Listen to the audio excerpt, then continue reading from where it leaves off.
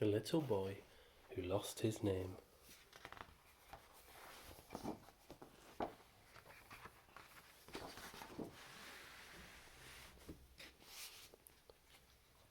One day, a little boy awoke, sat up and rubbed his eyes, looked over at his bedroom door and got a big surprise.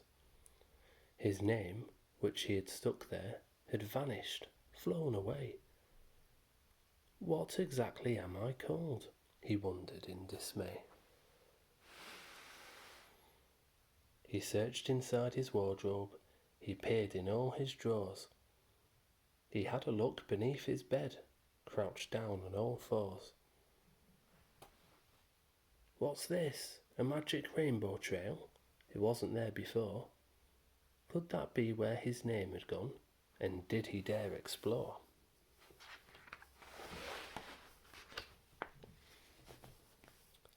The boy crept down the winding trail, looking all around. Surrounded by fantastic sights, astonished and spellbound.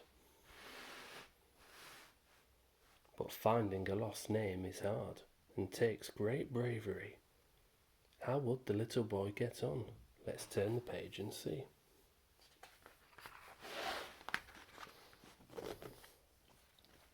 The boy walked on, then crossed a bridge over a frothing river. But when he got halfway, he heard a cry that made him shiver. Who goes there? A deep voice roared. Out jumped a hairy troll. You chose the very worst of places for your morning stroll. Oh, I'm sorry, the boy stammered. He'd been given quite a fright. But have you seen a missing name? Mine disappeared last night. You've lost your name? Is that it? Goodness gracious, golly gosh. This is how the troll spoke. He was really rather posh. My name's Troll, he proudly puffed, which starts with the letter T. Look, like this one round my neck. Do take it, please, feel free. Oh, thank you, said the little boy. You're sure that you don't mind? I'd heard that trolls were horrid, but you're really very kind. The troll coughed in embarrassment and scuttled to his lair. Run along now, he called gruffly. I've got folk to scare. The little boy walked on and on, here, there, and round about, and came across an animal with a tremendous snout. Hello there, said the little boy. What animal are you? I'm an aardvark, said the beast. Good morning, how d'ye do? Not so good, the little boy replied. You see, I've lost my name. Goodness me, the aardvark cried. Now there's a dreadful shame. The aardvark rooted busily. I need to find some lunch. And if you're hungry too, then I've got tasty ants to munch. Ants, said the boy, horrified. No, really, not for me. And sat down quite as gloomy as a little boy could be. Lost your name, the aardvark snuffled. Well now, that won't do. You mustn't give up yet though, and just sit there feeling blue. Aardvark starts with 2 A's. I can surely spare you one. I'm sure you'll come across your name before the day is done.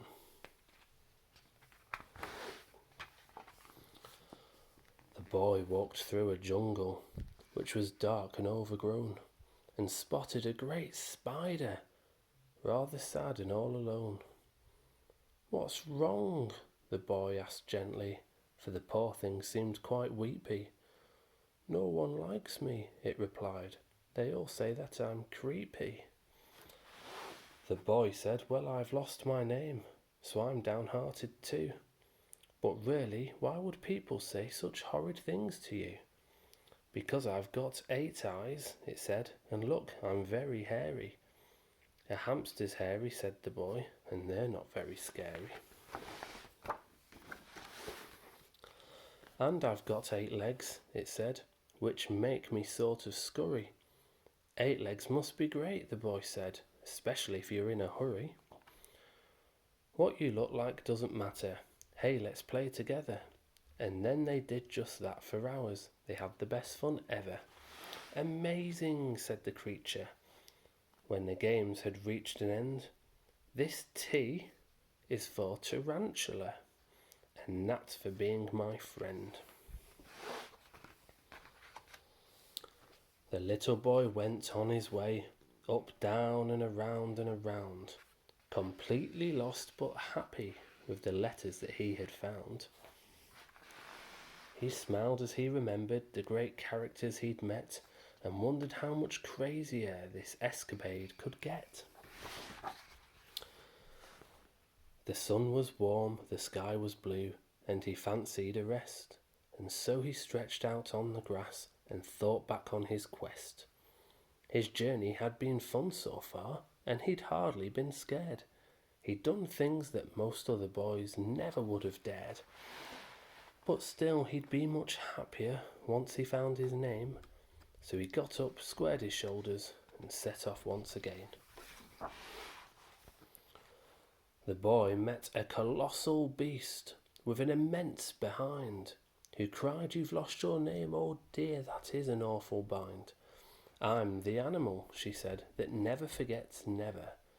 I'm called an Ellie Fork, hang on, an Ellie Feather." She frowned and sniffed and settled down onto her vast grey bottom, then sighed deeply and sobbed and said, "You know, I've clean forgotten."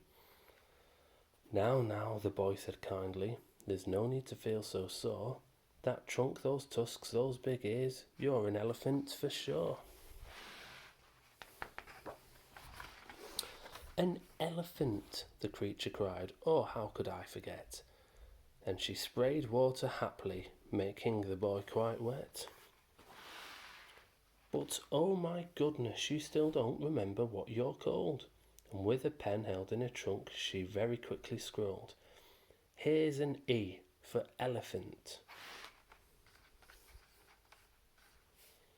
"It might just help you out. Keep it safe, you'll find your name, of that I have no doubt." The little boy turned round and headed back the way he'd come, past all the wondrous things he'd seen and all the things he'd done. The magic trail was waiting, and he'd followed where it led, back to where his journey started, underneath his bed. "Yippee," he cried out happily, "no searching any more. The letters he'd been given, can you guess what they stood for?" He felt so tired and weary, and yet so full of joy. What a quite amazingly courageous little boy called Tate.